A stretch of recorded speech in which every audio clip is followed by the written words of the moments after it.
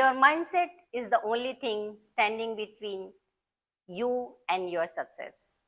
एक बार फिर से जिंदगी के करीब कार्यक्रम में आप सबका स्वागत है। बहुत सारी बातें जो अधूरी रह गई थी, शिव खेड़ा जी के साथ आज फिर से उन्हीं बातों को आगे ले जाएंगे। आज कुछ दिल की बातें करेंगे, फेलियर से सक्सेस की कहानी जो शिव खेड़ा जी के अपनी खुद की जिंदगी के बहुत ही करीब है।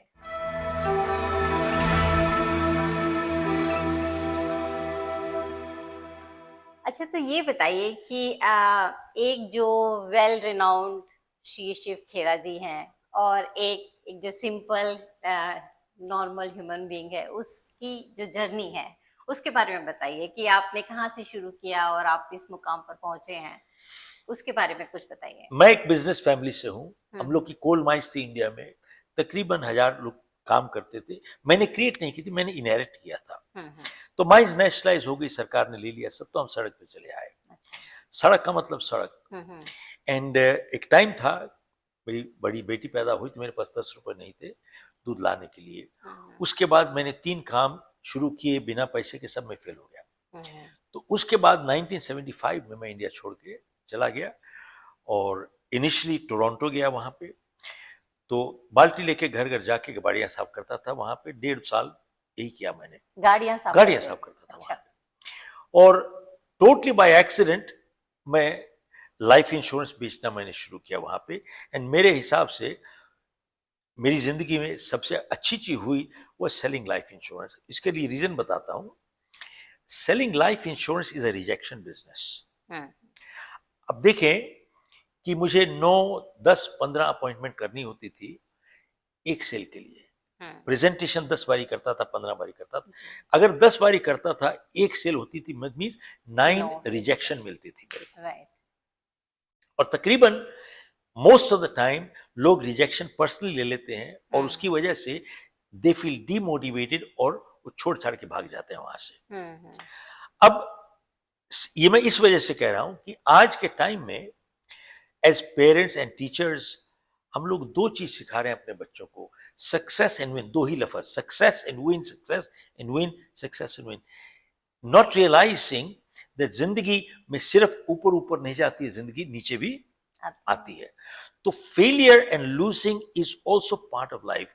एंड जितने लोगों ने आज तक सफलता हासिल की है, चाहे बिल गेट्स ले लीजिए, स्टीव जॉब्स ले लीजिए, चाहे ब्रूस ली ले लीजिए, any of these people, they all had failures in life. Michael Jordan ले लीजिए, they all had failures in life. But you see, today we are not teaching our children how to handle failure and losing. और क्योंकि हमने ये सिखाया नहीं उनको, and it is a reality, जब इंसान फेल होता है या हारता है, they don't know how to handle it, and they go into deep depressions, and some even commit suicide, which is sad, which is reality. The depression in Western world, and I'm showing in all parts of the world, has gone up by 400%. And आप हैरान हो जाइएगा, at least I was surprised, 25% of population in the US is taking antidepressant drugs. 25%. It's a massive number. Yeah.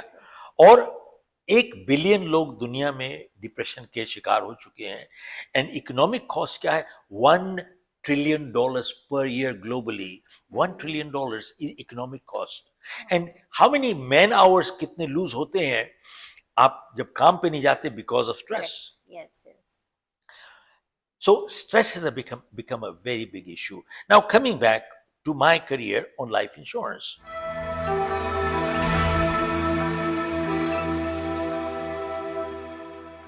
तो मैंने जब life insurance join किया तो within 3 months मेरे मैनेजर ने मुझे बुलाया to fire for non performance. कहता भैया तुम्हारी परफॉर्मेंस ही नहीं है ठीक। अच्छा। तो उसने बोला कि तुम कल से मत आइएगा। तो मैंने कहा भैया रुको तो सही। खैर मैं उसके बाद चला गया वहां पे। उसके बाद तो मैंने कहा भैया मैं पढ़ा लिखा नहीं हूं इतना, मैं बीकॉम 3rd डिवीजन में पास किया है, and I failed in my 10th, how do you expect performance out of me? I'm not an educated person. I'm not a doctor, engineer, attorney, accountant. I'm a BCom 3rd division. तो मेरे को बहुत कड़क के उसने बात की उस दिन। एंड उसके बाद मुझे रियलाइज हुआ कि वो गुस्सा नहीं था बल्कि एक उसमें दिल में दर्द थी। And he said to me, you shut up and listen. बहुत जोर से बोला मेरे को, अच्छा। You shut up and listen to me. कहता है कि you don't have a handicap, तेरा नजरिया खराब है जिंदगी में, और तुम जैसे लोग सिर्फ अपनी जिंदगियां नहीं बल्कि अपने परिवारों की जिंदगियां भी बर्बाद करते हो। अच्छा। तो जानते हो, कहता है हैंडीकैप किसको होता है? Hmm. Doctor, engineer, attorney, accountant, they all have handicaps. मैंने कहा ये तो कभी सुना नहीं मैंने। हम्म। तो बोले जाके दुनिया में कहीं पर भी देख लो, it is generally true, exceptions different. उन सब ने अपना क्षेत्र चुन लिया है और वो फंसे हुए हैं। उनने सब अपना क्षेत्र चुन लिया है, वो फंसे हुए हैं। मेरे को कहता है you have not chosen your field, तुमने तो अपना क्षेत्र नहीं चुना, दुनिया तो तुम्हारा इंतजार कर रही है। ओह, अच्छा। मैंने कहा मैं तो मैंने कभी सोचा ही नहीं है ऐसे। हम्म। तो मेरे को कहता है अब now that you are fired, तेरे पास टाइम ही टाइम है सोचने का। इसे लीव माय ऑफिस। अच्छा। 47 years ago। खैर, मैं उसका दफ्तर छोड़ के गया। तो मैं उस दिन एक डॉक्टर नॉर्मन विंसेंट पील का प्रोग्राम हो रहा था वहां पे इन टोरंटो, जिन्होंने किताब लिखी पावर पॉजिटिव थिंकिंग। तो मैं चला गया, तो 1000 लोग थे, मैं भी बैठ गया वहां पर। तो डॉक्टर पील आए, उन्होंने एकदम आंखें दौड़ाई चारों तरफ। कहता है लगता है यहाँ पर आप लोग तो आराम से बैठे हुए, किसी को कोई समस्या नहीं है। तो पूछा किसी को कोई समस्या है क्या? तो किसको नहीं होती, सबने हाथ खड़ा कर दिया। तो डॉक्टर पील ने पूछा कितने लोग समस्या से छुटकारा पाना चाहते हैं? तो फिर सबने हाथ खड़ा कर दिया। तो डॉक्टर पील बोले कि जब मैं यहाँ पे आ रहा था, यहाँ से 200 गज दूर मैंने एक जगह देखी, वहां पर कुछ लोग एकदम रिलैक्स्ड वहां पर पड़े हुए थे, उनको कोई समस्या नहीं थी। कितने लोग जानना चाहते हैं ऐसी कौन सी जगह है? तो सबने हाथ खड़ा कर दिया। तो डॉक्टर पील बोले 200 गज दूर यहाँ से एक शमशान घाट है। ओह, अच्छा। वहां पर लोग लेटे हुए हैं एकदम रिलैक्स, निश्चिंत, उनको कोई समस्या ही नहीं है। तब उन्होंने पूछा कितने लोग समस्या से छुटकारा पाना चाहते हैं? किसने हाथ नहीं खड़ा किया, सबने हाथ जेब में डाल लिया। जी। तो उस दिन डॉक्टर पील बोले कि समस्या एक जीवन का प्रतीक है। भैया जब तक जिंदा रहोगे समस्या रहेगी, जिस दिन समस्या नहीं रहेगी आप ही नहीं रहोगे। हाँ। और जब समस्या कम होने लगे सोचना घंटी बजने लगी ऊपर की।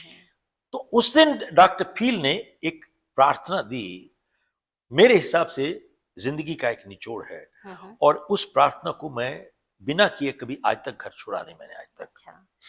और प्रार्थना ऐसे जाती है, अगर कहें तो मैं एक बार हाँ, इंग्लिश में बोलूं और फिर हिंदी में। जरूर प्लीज।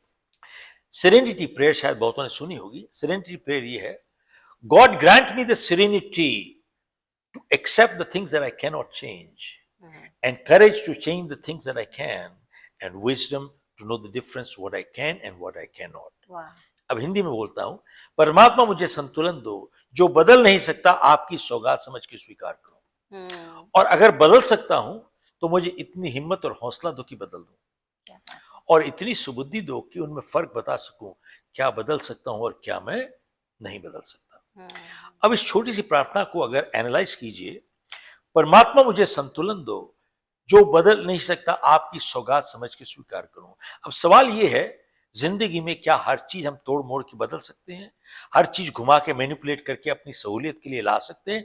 Answer is no. बहुत सी चीजें हमारे हाथ से बाहर है, जैसे कि मैंने अपने माँ बाप को नहीं चुना, ना भी आपने चुना।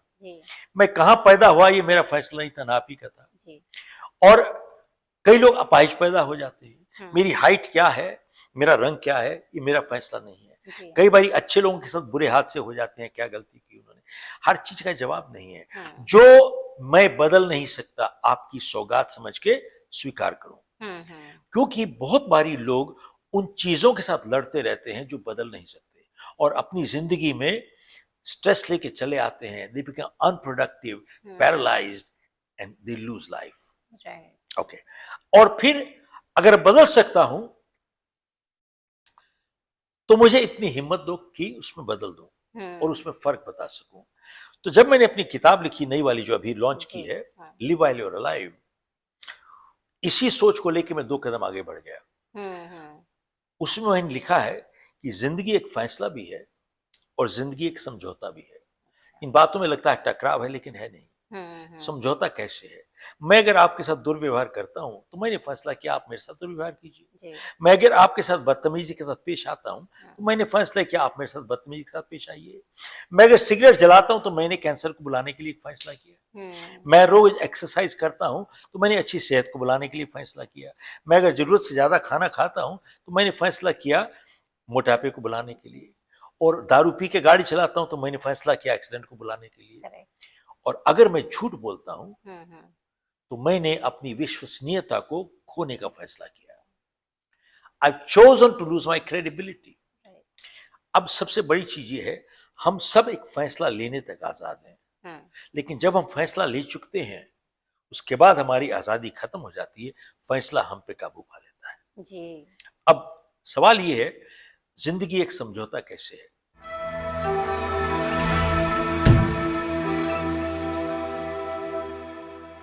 किसी ने बहुत अच्छी बात कही है कि ताश के पत्ते कैसे मिलते हैं जिंदगी में, इसका फैसला हम नहीं कर सकते।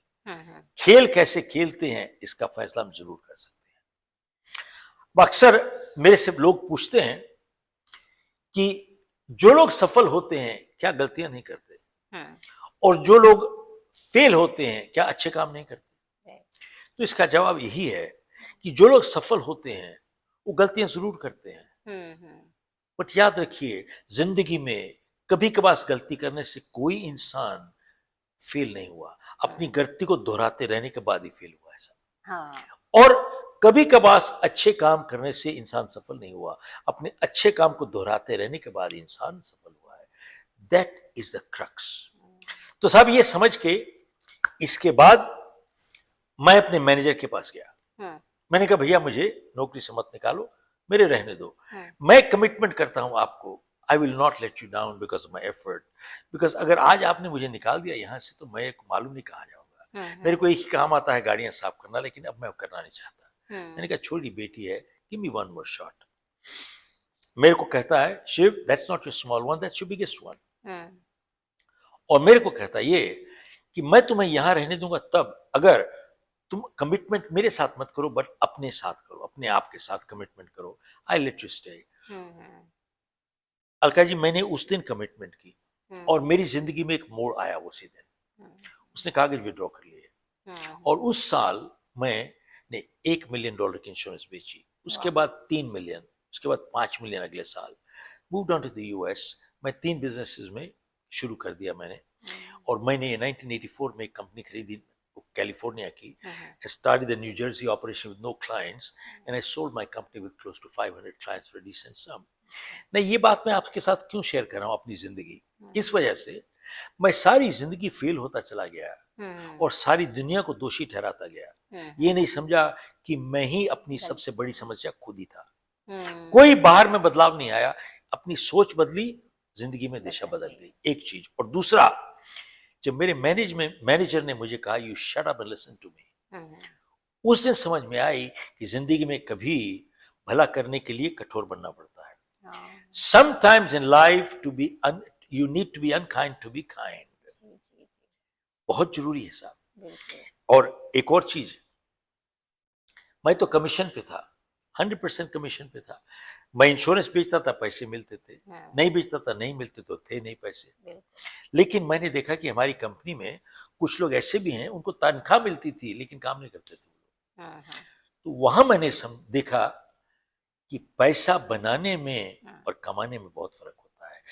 इसी making money versus earning money. Making money is criminal, earning money is spiritual. फर्क क्या होता है? इसी जब आप पैसा कमाते हो, when you earn money, you put your energy and ethics behind. Energy and ethics behind. आप देखें, गैलप ने एक सर्वे किया अमेरिका में, और दुख की बात यह है कि आज लोग पैसा बनाना चाहते हैं, कमाना नहीं चाहते। गैलप का एक सर्वे था जिसमें कहा गया कि 63% of people who go to work they disengage. जो लोग काम करते हैं वहां पर काम नहीं करते हैं अपना, 63%। और an additional 24% are actively disengaged, means ना खुद करते ना दूसरे को काम करने देते। इसका मतलब क्या हुआ? सिर्फ 13% of people who go to work actually work. Only 13%. Now you tell me, is this not an integrity issue? It is a basic integrity issue. यहाँ पे उनका सर्वे खत्म नहीं हुआ, वो आगे चला गया।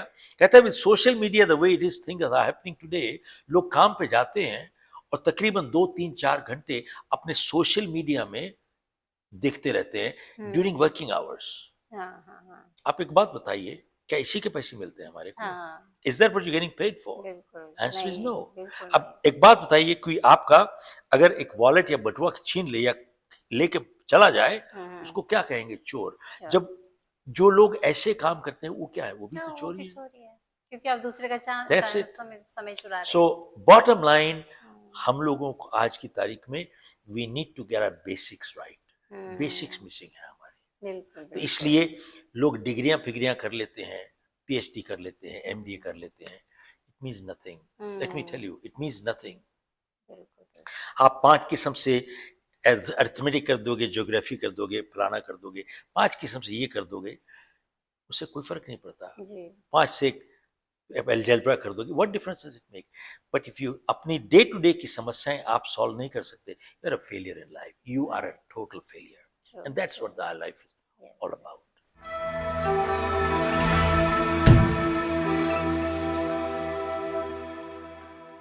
तो शिव खेरा जी, आप ये बताइए कि जब आप एक नई बुक लिखना शुरू करते हैं तो उसका टॉपिक कैसे चुनाव करते हैं कि मैं इस बारे में लिखूंगा? क्या कोई खास ऑडियंस आपके दिमाग में रहती है, कोई रीडर्स आपके दिमाग में रहते हैं, या आपके थॉट आप लिखते हैं और उसके बाद लोग तो पढ़ते ही हैं आप जो भी लिखें? तो कैसा, क्या जर्नी होती है वो? अक्सर ये सवाल मेरे से पूछा जाता है कि साहब आप किस तरीके से किताब लिखते हो, how do you choose the topic? और वो ये भी पूछते हैं कि डू यू टेक अ सर्वे, कि लोगों को क्या सीखना चाहते हैं, क्या सुनना चाहते हैं, क्या पढ़ना चाहते हैं, आप उनके हिसाब से अपने लिसनर्स को या अपने जो रीडर्स हैं, what do they want to read, उस हिसाब से लिखते हो? मैंने कहा भैया मैं कभी आज तक जिंदगी में वैसा लिखा ही नहीं है। अच्छा। मैं लिखता हूं जो मेरे दिल में आता है। They may agree, disagree, that's your problem. Okay, that is your problem. आप you write your own conviction and that's it. वो क्या पढ़ना चाहते हैं, that is their business. But see, जब मैंने अपनी पहली किताब लिखी थी, it became a best seller, तो क्या मेरी पहली किताब उसी टॉपिक पे मैं ही नहीं लिखी थी? There were millions of books even before on that topic, but how come I became it? You see, मैं इतना पढ़ा लिखा नहीं हूं, इसलिए मैं चार्ट्स, ग्राफ्स, बड़े बड़े लफ्ज मुझे लिखने नहीं आते हैं।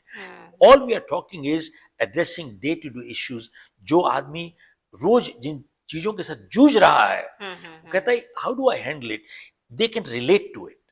कि जो किताब में लिखा है, या I went through it yesterday, कल ये हुआ था, परसों हुआ था, और कल जब आएगा तो मैं ये करूंगा।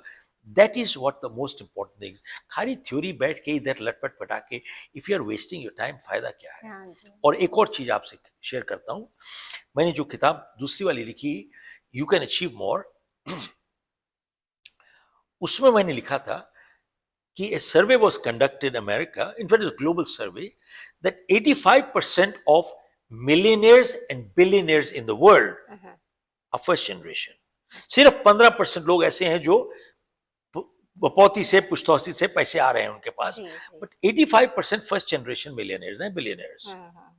तो उनसे पूछा गया कि भाई इतने कम समय में आपने कैसे इतनी तरक्की फाइनेंशियली कर ली? तो उन्होंने जवाब दिया कि हम we read books. How many books a year? कहता we read 50 books a year. That means what? We need one book a week. One book a week. Multi-millionaires, billionaires read one book a week. Warren Buffett दिन में 6 घंटे 8 घंटे पढ़ता है। Bill Gates a avid reader. And उनसे पूछा गया कि भाई आप कैसी किताबें पढ़ते हो? बोले हमारे पास वेस्ट करने के लिए टाइम नहीं है, इसलिए हम we don't read fiction, क्योंकि fiction will remain fiction. उन्होंने बोला कि we only read self help books, only self help. क्यों? बोले one good idea is worth $1 million। बोले कितने आइडियाज चाहिए जिंदगी में सफल होने के लिए? एक, सिर्फ एक। One good idea is worth $1 million, and he said we read books one book a week। Look at this, multi millionaires, billionaires read one book a week। इसका मतलब क्या हुआ?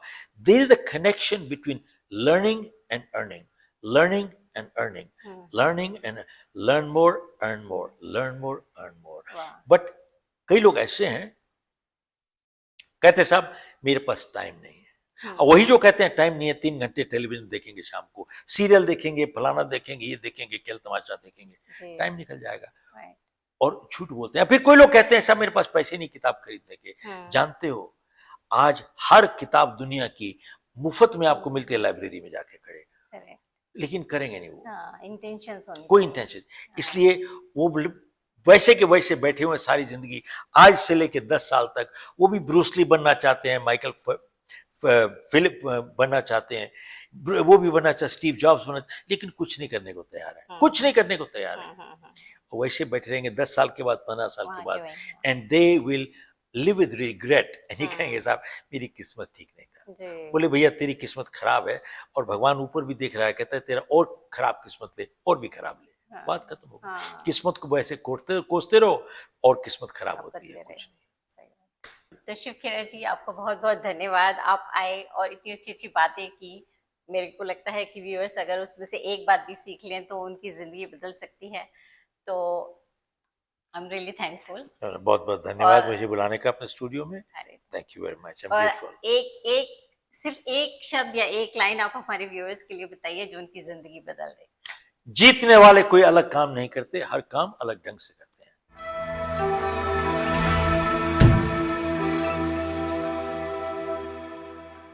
सफल होने के लिए सफलता की इच्छा असफलता के डर से ज्यादा होनी चाहिए।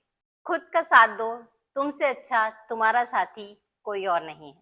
मुझे उम्मीद है आज के एपिसोड से आपने जरूर कुछ सीखा होगा जो कि आपकी जिंदगी के मायने बदल देगा।